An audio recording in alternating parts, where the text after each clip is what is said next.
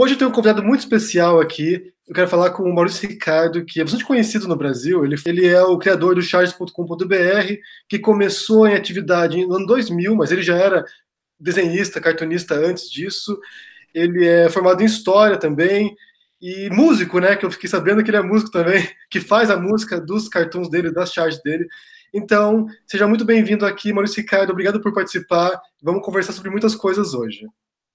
Obrigado, eu tenho acompanhado o seu trabalho já há bastante tempo, concordo com quase tudo, não tudo, mas quase tudo, e é bom não concordar em tudo, mas sempre muito enriquecedor seu ponto de vista, sempre jogando luz para cantos escuros que a gente tem que jogar na nossa sociedade, então assim, eu fico muito feliz com o convite, eu acho que esse papo vai ser bem proveitoso, obrigado.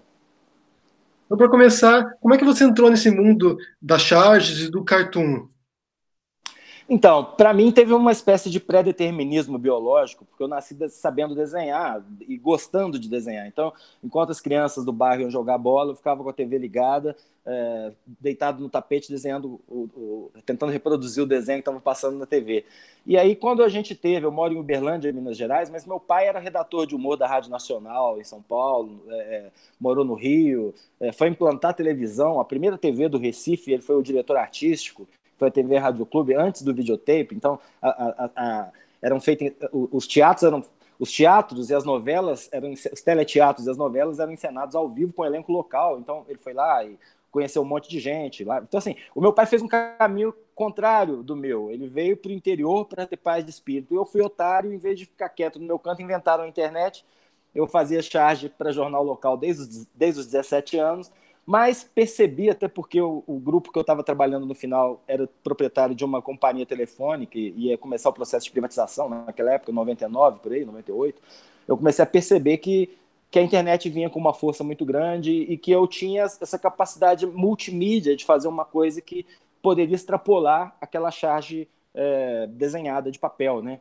Que é o que eles estavam fazendo na época na internet, até porque a internet de escada era horrível, lenta pra caramba. O que eles faziam era pegar a charge do jornal, escanear e colocar no jornal. E eu falei, não, cara, vou botar recursos multimídia nisso aí, vou colocar voz, vou colocar... Acabou virando uma sketch, né? Mas eu continuei chamando de charge porque sempre teve aquele tipo de humor que você tem um compromisso com o tempo em que ele está acontecendo e a temática é de comportamento e é de política. Então, quer dizer, na verdade, o que eu faço é charge. Se você desloca do tempo, e esse é um problema que eu tenho na era dos algoritmos, você não entende o contexto em que ela foi feita, e é até perigoso, até chato para mim, porque a leitura pode não ser a melhor do mundo, ainda mais num país que está sofrendo tanto de falta de capacidade cognitiva por causa dos anos de descaso na educação que a gente está vivendo aqui, né? Mas foi uma coisa toda muito orgânica, sabe?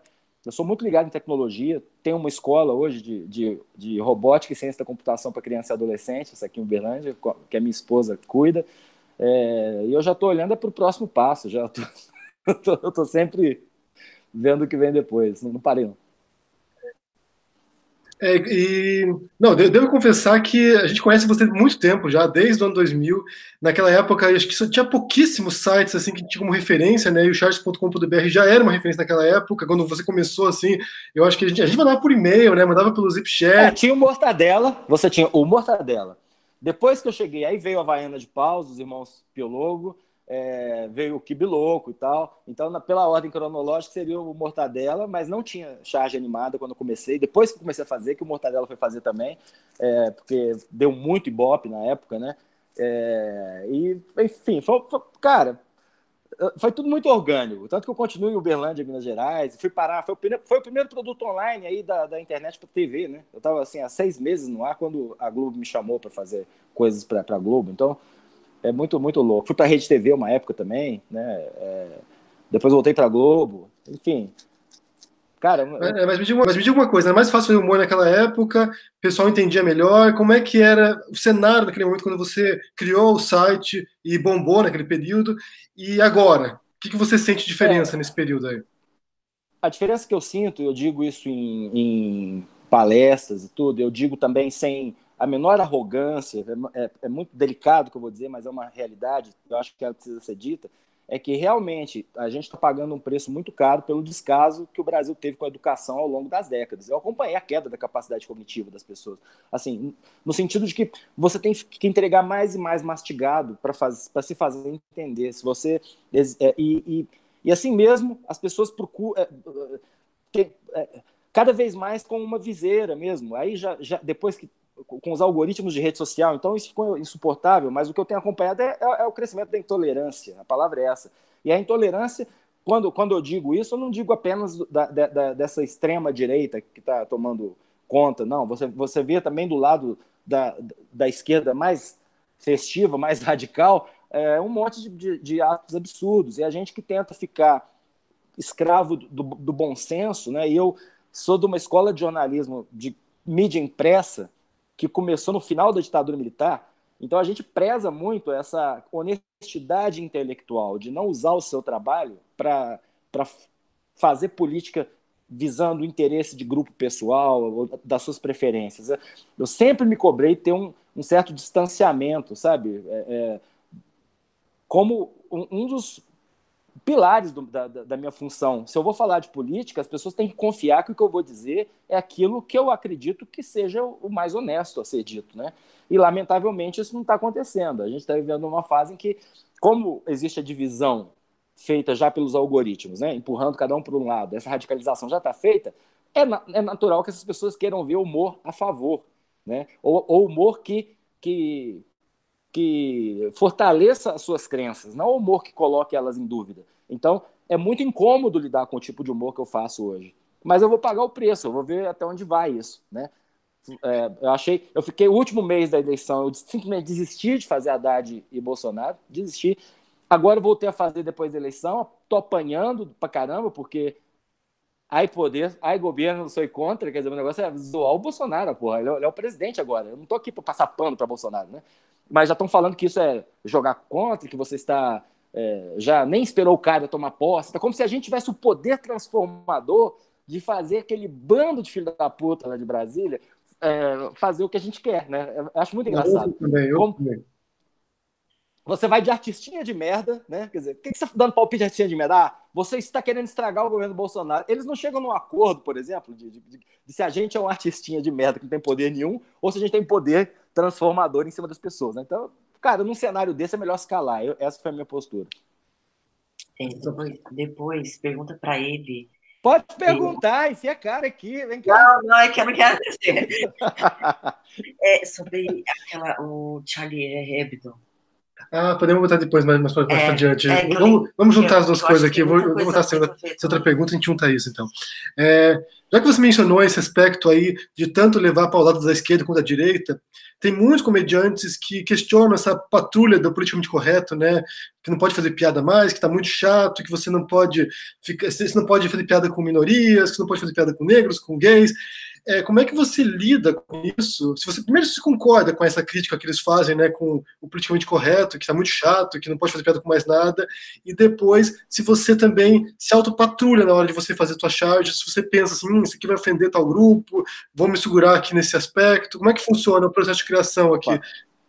Vinculado com essa crítica da esquerda, de não poder atacar minorias mais, de não poder fazer piada, ou a própria censura, autocensura, né? Autocrítica na hora de fazer uma charge ou algum tipo de humor desse estilo.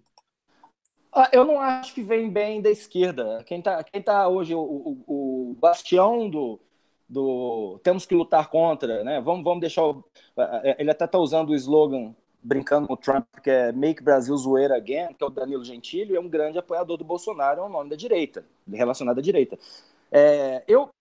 Para te falar a verdade, eu sempre ando na contramão de algumas coisas, por isso que eu acho que eu apoio levo tanta pedrada. Um detalhe, quando eu me refiro a isso, eu falo assim que, por exemplo, no caso, são certos comediantes que atacam essa postura da esquerda, né? Por exemplo, da esquerda de não poder fazer piada com LGBT.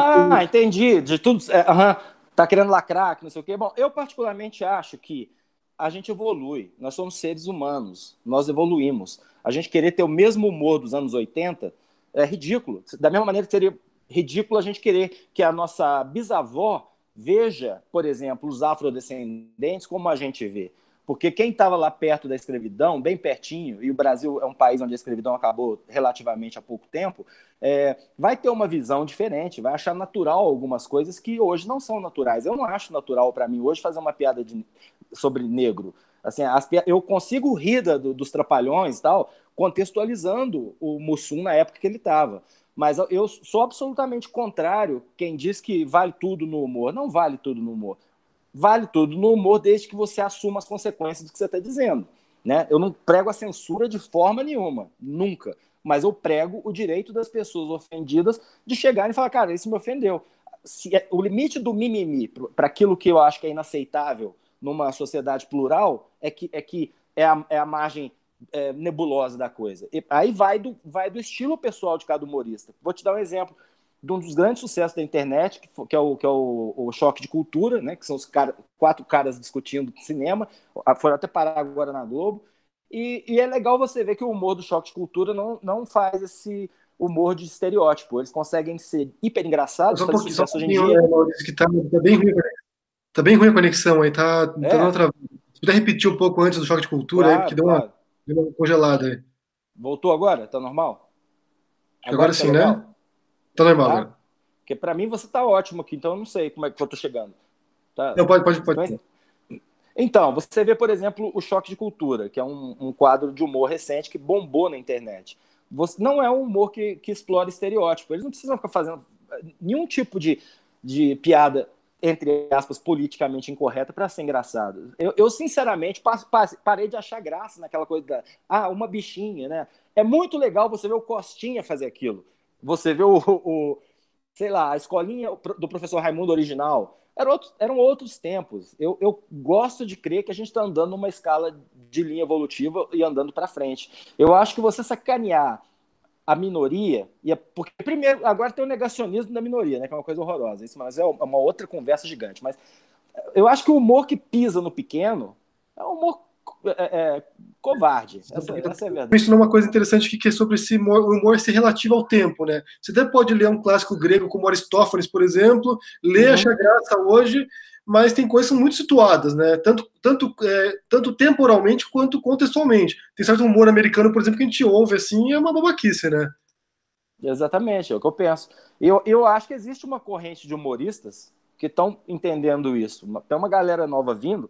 Eu acho que quando você vê, por exemplo, o fim do programa Pânico, aquele tipo de coisa que era mais cruel, estava muito na moda isso no passado. É um pouco que começa um pouco com a turma do stand-up, quando começou o movimento do stand-up em São Paulo bem forte, porque o stand-up, por você estar assim, frente a frente com as pessoas, fica mais intimista. E é legal o humor mais provocativo quando você está ali em carne e osso. Né?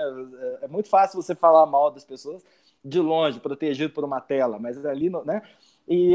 Então, assim, esse politicamente incorreto ganhou muita força na época do stand-up. E a gente vê que na internet o humor de internet se espelhou um pouco nisso, porque de repente você não tinha mais que ser, antes do YouTube, vejamos bem, family friendly.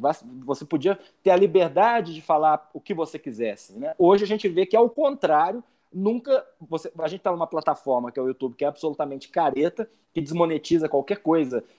Por exemplo, casal na cama. Meus desenhos animados, se eu botar um casal na cama, eu sou desmonetizado. Pode ser um casal casado conversando sobre o Papa, não interessa. É uma questão de robozinho mesmo, de máquina. Mas tem essa questão de que quem bate muito hoje para defender o direito de fazer piada livre ser gente que, em outras palavras, foi absolutamente grosseira com minorias, com pessoas, sabe? Então, assim, que acha normal você falar determinadas coisas que eu não falaria sobre mulheres dentro de um determinado contexto, ou sobre o feminismo, que tem uma enorme importância histórica no mundo que ainda não resolveu essa questão. Então, assim, a gente ficou meio oprimido. Nós que queremos ser politicamente corretos sofremos uma opressão, é o contrário, não é que você hoje fala e apanha, não. Você que tenta ser correto, te chamam de lacrador, falam que você...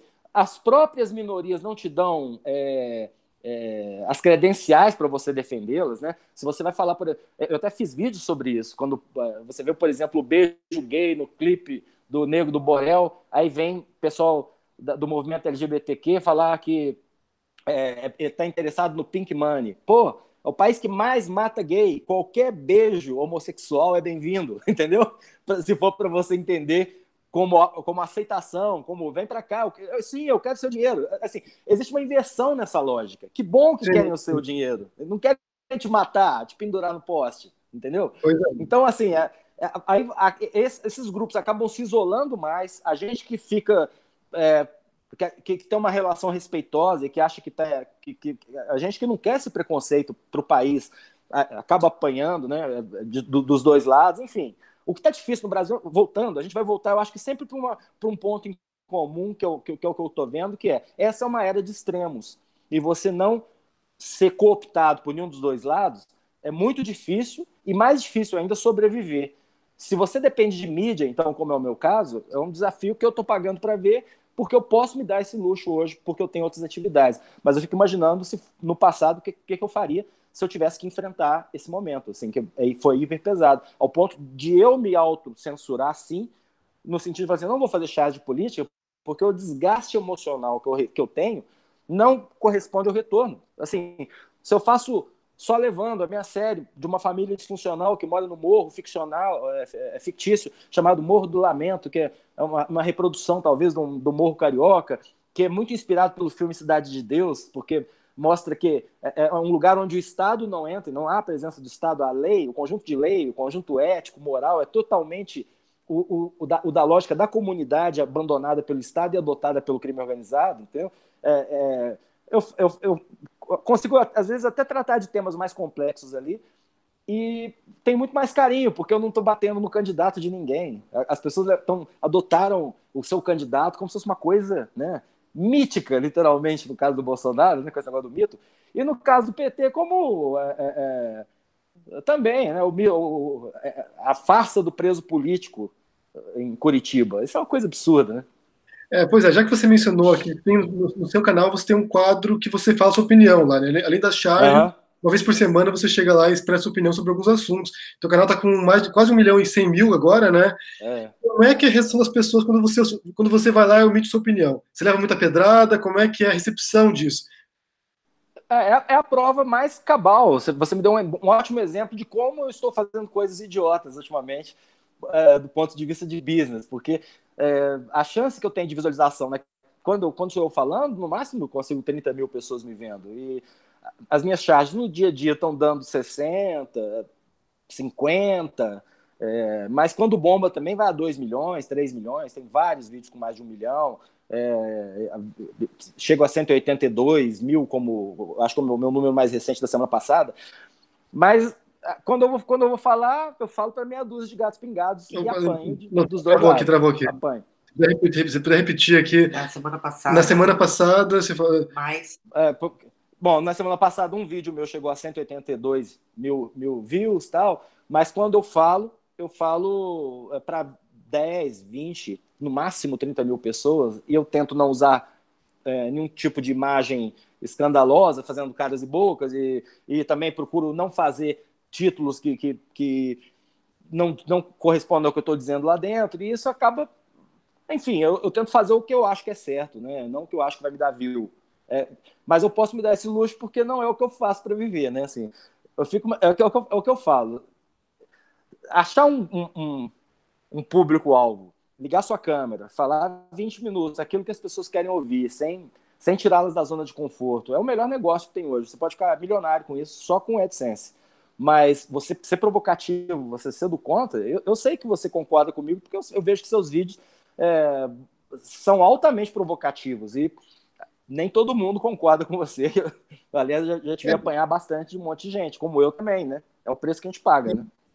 E eu vejo que acho que no teu caso deve ser o mesmo caso como comigo também, porque assim, eu tento... Agora eu me posicionei porque agora é uma questão de sobrevivência mesmo, eu acho que muita gente está se sentindo ameaçada, você talvez discorde bastante nesse sentido comigo aqui, mas eu acho que tem muita gente que está se sentindo realmente ameaçada agora, e foi uma questão de se posicionar contra esse governo agora, que para mim representa um absurdo total, né? O discurso dele é completamente polarizador e inflama as pessoas e leva à violência. Então, para mim, foi uma questão de bater o pé e eu vou ficar desse lado.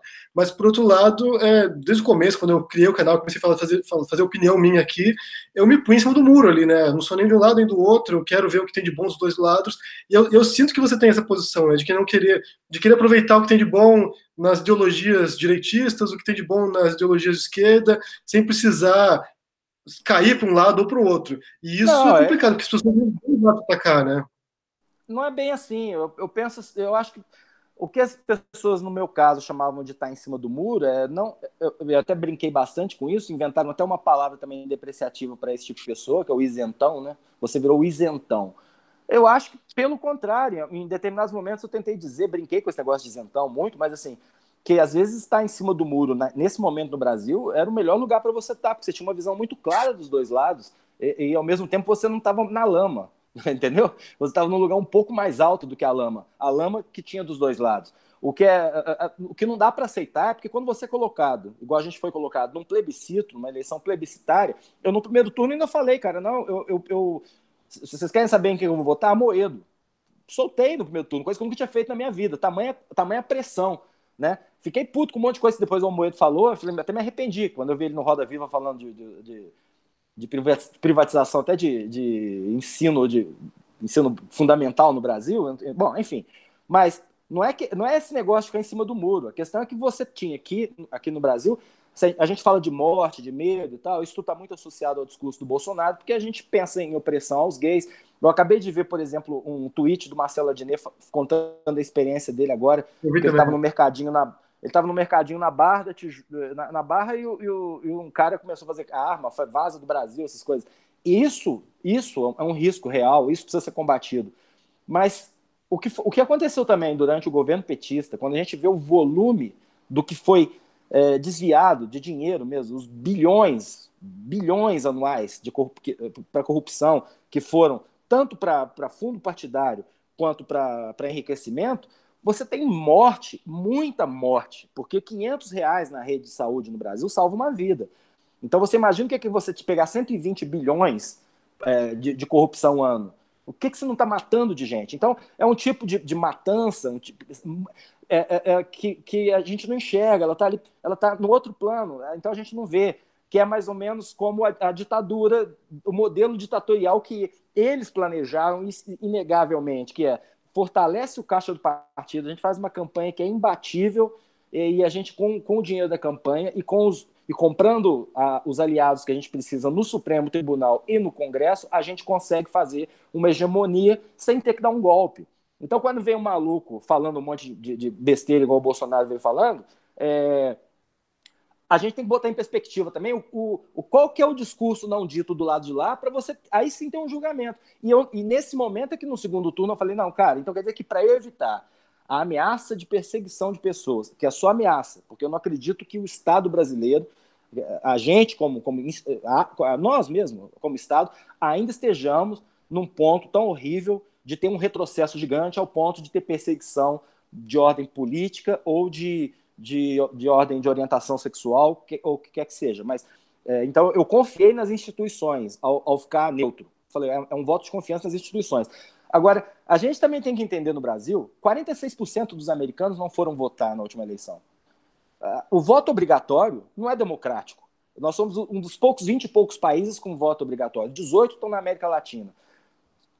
Nenhuma das grandes democracias, acho que dos países ricos, só Bruxelas, se não me engano, tem voto obrigatório, voto compulsório, e Luxemburgo, que é cidade-estado. Então, assim, cara, não ir votar é um gesto tão responsável quanto você. E quando a gente é formador de opinião, então, cara, eu acho engraçado falar assim, porra, você não se posicionou. Devia pensar que eu não me posicionei do outro lado, então eu não atrapalhei, cara, entendeu? Pois é. Eu fiquei no meu canto, Agora, falar que eu sou obrigado a escolher entre o PT e o Bolsonaro, aí a minha liberdade individual é que eu sinto ameaçada, entendeu? E aí não é por egoísmo, é porque, olha, mata pra caramba o lado de lá. E se a gente for falar em Celso Daniel, em certas histórias do PT, mata até no nível que vai saber, entendeu?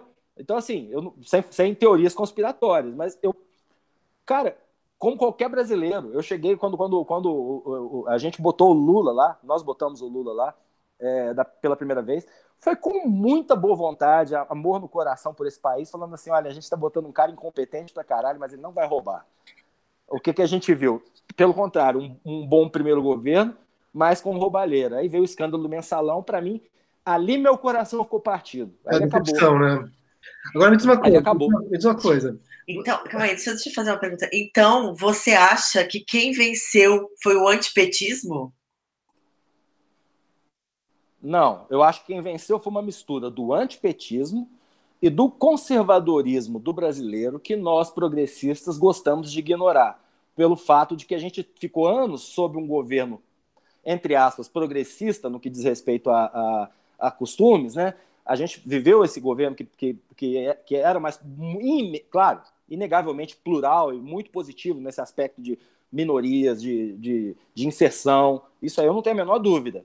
Mas o conservadorismo do brasileiro é um fenômeno que não é provocado pelo Bolsonaro, é um fenômeno de rede social. No momento em que ele conseguiu achar mais 10 ou 20, onde ele pudesse falar assim, não, eu não gosto de viado, e 19 concordarem com ele, ele saiu da toca e falou, opa, beleza. Pois e o Bolsonaro abraçou essa galera. Então, assim, o problema, quando você pensa, por exemplo, numa teocracia igual a do Irã, que um dia já foi democrática, se foi parar daquele jeito, quer dizer, que um dia já foi laica, se virou um Estado teocrático, foi por vontade popular, cara. Aí a gente que fala em democracia o tempo todo, a gente pensa, espera um pouquinho, a gente sabe que até o final dos anos 20, mais da metade da população brasileira será evangélica pentecostal. Ela está numa curva de crescimento e o catolicismo numa curva de declínio. A gente sabe o que esses caras pregam dentro das igrejas. A gente sabe que nem todos têm boa índole, nem todos são pessoas do bem. Pelo contrário, existem verdadeiras máquinas de fazer dinheiro. As maiores igrejas desse país e todos esses caras que estão metidos na política são, na verdade, uns bandidos, né? E o que o Bolsonaro fez, de certa forma, foi através de, inclusive, vários youtubers que viram esse filão e usaram esse filão com a propriedade e que até mimetiza algumas questões de comportamento religioso, mesmo falando que não. O que esses caras fizeram foi pegar essa parte da população e abraçar essa parte da população. Sim. E junto veio um monte de gente que odeia. Mas é bom lembrar que quem elegeu o Bolsonaro não é um bando de gente má, que odeia, é gay, nem nada disso. A maior parte das pessoas não. Essa é uma minoria ruidosa. Sim. Mas uma coisa... Agora, me diz uma coisa, você vê alguma coisa boa desse cenário que se montou agora, desse resultado? Você consegue extrair alguma possibilidade de melhora em algum aspecto, pelo menos? Se eu visse alguma coisa boa em qualquer dos dois cenários que me teriam sido apresentados, eu sou honesto o suficiente para falar assim, olha, votem no fulano, venham comigo, segurem a minha bandeira. Não, eu não vejo nada de bom no que está acontecendo no Brasil, nada. Na verdade, assim, porque eu não consigo olhar sem o viés crítico, né? Acho que no momento, por exemplo, em que o Sérgio Moro, que eu apoiei durante a Lava Jato, apesar dos vazamentos e tudo, eu via tudo isso como uma tentativa desesperada de não deixar acontecer o que aconteceu, que foi exatamente o que o Jucá e o Temer conversaram pelo telefone. Quer dizer, a gente tira a Dilma e a gente depois dá um jeito de maneirar a Lava Jato. Foi exatamente o que aconteceu, né? Mas o Moro tinha dado várias entrevistas falando que jamais entraria para a política. Eu sempre me senti incomodado com aquelas fotos dele cheio de sorriso com o Aécio, porque ele não teve, inclusive, o mesmo comportamento quando encontrou com o Bolsonaro no aeroporto. Ele foi secão com o Bolsonaro. Quer dizer, com o Bolsonaro, ele falou, não, desculpa, eu tenho que manter um distanciamento, não é nada pessoal com você, mas não quero fazer parte de campanha. Mas na entrega do prêmio da Isto ele, o Alckmin, o Aécio, o Temer, tudo só sorrisos. Então, aí falam assim, o cara é tucano. Começa a vir aquele negócio. Desculpe, eu sou cartunista. A minha função é ser desconfiado, sarcástico e crítico. Na hora que o cara aceita ir para o governo Bolsonaro, eu posso ver pelo viés positivo? Posso. Olha que legal, é um cara do meio jurídico que tem uma aprovação popular gigante pelo que ele fez, que é especialista em combate à corrupção, que de repente pode estar indo lá com carta branca para fazer acontecer, né? Só que na hora que eu vou botar isso em charge, não tem como eu ignorar que o Magno Malta e o Onyx Lorenzoni tem rabo preso e, teoricamente, seriam alvo de um cara que nem o Moro, né? São os dois braços direitos do Bolsonaro. Mas você bota isso numa charge, acabou a charge. Acabou e mesmo porque... uma questão do WhatsApp também, que ainda vai ser investigada e que pode ter o lance do Caixa 2 também, que, segundo o próprio Sérgio Moro, é o pior coisa que tem, né? Exatamente. Então, eu nem falei da Deep Web, né, que é o WhatsApp, né? Assim, é um mundo estranho, cara. Eu fiz uma charge no primeiro turno sobre o... Era uma brincadeira com o filme Frozen. Então tinha uma parte que cantava o Paulo Guedes pro Bolsonaro e uma parte que cantava o Haddad pro Lula, né? Mostrando aquele negócio da porta, das duas princesinhas presas, um porque tinha sido esfaqueado, outro estava preso, né? Bom, o que aconteceu? Eles picaram a minha charge em dois. E os dois grupos usaram a minha charge no WhatsApp. Então muita gente vinha me parabenizar ou me xingar pelo meu posicionamento político porque viu só metade do meu trabalho. Olha, o que eu faço com isso, cara? Qual é o meu controle? O que eu posso fazer? Nada. Nada. A minha charge do Bolsonaro que eu botei, eu fiz o Bolsonaro sentadinho, como se estivesse num depoimento daqueles de Curitiba. Tá falhando aí ou tá legal? Não, tá perfeito. Tá perfeito. Eu tava parecendo que eu tava como se ele estivesse num depoimento em Curitiba e tal, né? E muita gente, pelo número de likes, aí que você vê, quando eu falo que é uma minoria, que assim, tá lá, eu acho que 8 mil likes para 500 dislikes, né? Quando você vê em termos de like, você vê que a minoria ruidosa é que vai lá te xingar, e vai falar, esquerdinha, você não consegue mesmo, né? Vermelhinho, não conseguiu, tem que mostrar que é vermelhinho. Você, não, gente, o que vocês estão vendo de vermelho aí, pô? Eu tô zoando o presidente eleito. Agora é o que eu falo sempre, agora ele é meu funcionário também, né? Eu fui voto vencido no board da empresa, mas vocês quiseram contratar o cara, agora ele é meu funcionário, pô. Então deixa eu zoar meu funcionário. Esse negócio de mitificar político não vai dar certo nunca deu em lugar nenhum. Né? Esse culto à personalidade é um perigo. Isso é um perigo. Mas eu acredito nas nossas instituições. Basicamente é isso. Então, para encerrar, fazer uma última pergunta. Essa eleição foi bizarra, né? A gente teve de tudo nessa eleição, né? Teve o Daciolo também, que era uma figura, né? Teve a facada, teve de tudo, né? A pergunta que eu quero deixar para você agora, para encerrar, é: o Brasil é uma piada pronta? Só que assim, o palhaço que envelhece vai ficando sem graça, né? A gente fica com mais pena do palhaço do que acha o palhaço engraçado. É muito triste o palhaço velho, não sei se você já reparou. Por isso é que a carreira de um cara igual o Renato Aragão termina, ainda com ele cheio de energia. O Chico morreu muito amargo. O Brasil é um país que está envelhecendo. Então ele era muito engraçado quando as piadas não machucavam, mas agora machucam. Né? Um palhaço velho, quando ele cai no chão, ele corre risco de quebrar um osso, porque já não tem mais o mesmo vigor. Eu acho que o Brasil, as piadas do Brasil estão ficando muito pesadas porque esse país consegue resistir, mas é uma piada pronta. Uma piada triste. Só isso que eu penso. Eu estou tentando achar ainda o meu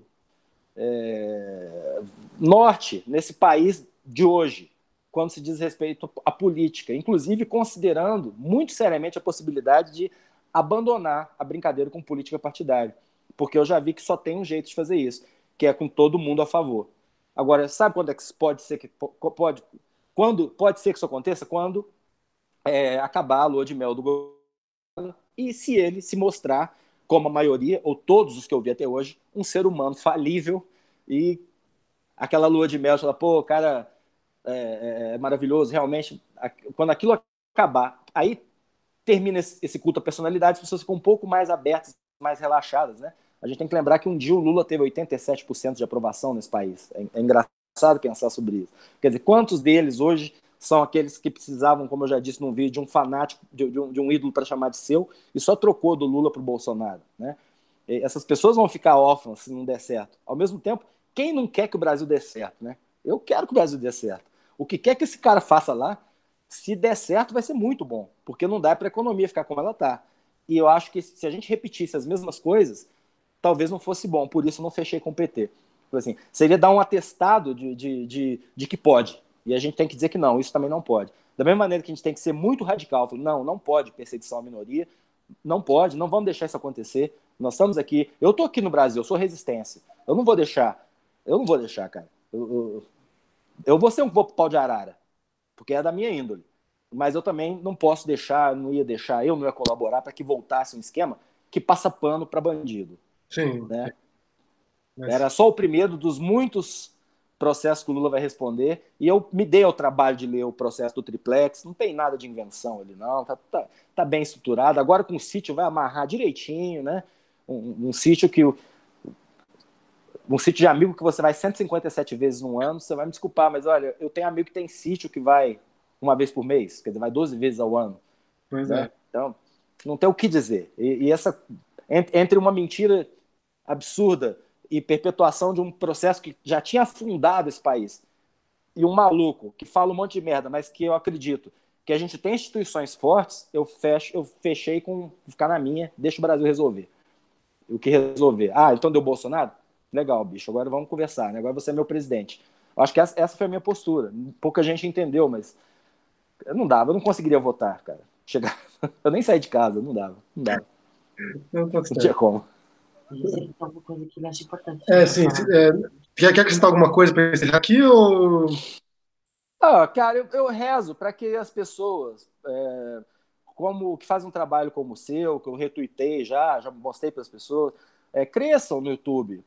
Eu quero que essa plataforma seja mais plural, que agora, passada a campanha, a gente tenha a sabedoria de até ver mais de uma fonte. Não é que você tem que ficar concordando com tudo o que eu falo nas minhas charges, ou o que você diz nos seus vídeos. Mas o que eu diria para quem está te vendo e às vezes não concorda e está aqui achando que ia ter treta, que a gente ia fazer barraco aqui, né? Tem um tema que a gente não tocou, que a gente pode ter tocado, foi o que eu sofri com a perseguição do Nando, né? Mas é um exemplo claro de que, enfim, eu fiz uma piada no Twitter e o cara levou para um lado que, até hoje, no dia da facada do Bolsonaro, ele enfiou a minha carinha no vídeo dele, meio que fazendo uma associação da facada do Bolsonaro comigo, de uma forma grotesca. Mas, assim, eu queria que essas pessoas continuem na delas. Eu não desejo insucesso para ninguém, não. Ele fica lá com o públicozinho dele, faça as coisas. Mas você que assiste esses caras, assista também outros lados, coloque as coisas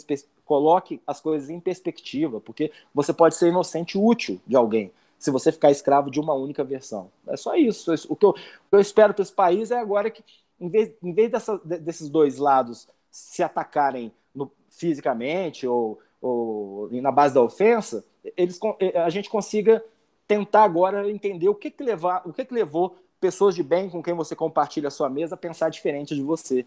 A gente ficaria surpreso, né? Eu tenho muito amigo empresário que votou no Bolsonaro por questões pragmáticas mesmo. Quase todo empresariado fechou com ele. E a gente não pode aceitar um país que, no mundo globalizado, ainda pense no empresário como um bandido. Ou que acha que as leis de trabalho vão ser as leis de trabalho que solidificadas e imexíveis, né, como diz o ex-ministro do Trabalho do Collor, porque, cara, o mundo está globalizado. Aí já não é teoria, viu, globalista. O mundo já virou uma coisa só. A China se adaptou. A China se adaptou, pô. E a gente está aqui ainda. Não, e eles são muito mais pragmáticos do que, acho que, o resto do mundo, né? A China, eles vão testando e vão fazendo as mudanças. Eu gosto de pensar no Brasil, assim, quando falo assim, o risco do Brasil virar uma Venezuela, eu falava, cara, que risco pode haver? Venezuela é do tamanho do Mato Grosso, só tem petróleo. A gente é um país mega gigante, com um monte de coisa, inclusive exportando avião. Tá certo, nossa indústria está depauperada. Ok, mas olha o que a gente o nosso potencial de agronegócio. O que eu fico pé da vida, a gente tem que pagar semente. No commodity, a gente tem que pagar royalties sobre semente porque o cara tem tecnologia e a gente não tem. Então, vamos investir em tecnologia aqui, vamos desenvolver tecnologia aqui. Porque se a gente conseguir fazer isso, sabe, que é o que a China tem feito, cara. O dever de casa a gente tem que olhar com as coisas que estão dando certo, olhar para o lado, o benchmark, né, como se diz no mundo corporativo. Olha as melhores práticas e tenta reproduzir, né? Se o Bolsonaro conseguir fazer isso, eu acho que ele não, toda essa discussão de gênero que tomou conta da campanha, ela vai ficar meio de lado, sabe? Pelo menos ele pediu um beijinho no rosto de gay em campanha. Ele já falou no Jornal Nacional no primeiro dia que tem que ter leis até mais duras para quem pratica crime de ódio, né? Coisas que a gente não esperava ouvir dele. Então, talvez sejam acenos positivos para esse país. Não estou passando pano para o Jair Bolsonaro. Eu só estou dizendo que agora é o que a gente tem. Então, vamos trabalhar com o que a gente tem. Então, beleza. Então, vamos torcer por isso. Falou? Então, o Brasil melhor para nós, né? Para vocês que estão aí, para nós que estamos fora também, porque a gente também é brasileiro e também tem amigos aí, gente que sofre no Brasil e está passando perrengue. Então, muito obrigado por sua participação aqui, Ricardo. Muito obrigado mesmo. A gente é fã de você aqui em casa. E quem não conhece o trabalho ainda, vá conferir lá no site, no YouTube, no charges.com.br, conferir suas charges, o seu humor e também conferir suas ideias também, o que você pensa. Muito obrigado mesmo, hein? Valeu, é sucesso crescente para você. Eu te desejo tudo de bom e que você não nos prive das suas posições aqui no YouTube, porque elas são muito úteis. Valeu. Obrigadão. Segue forte aqui. Tchau. Obrigado.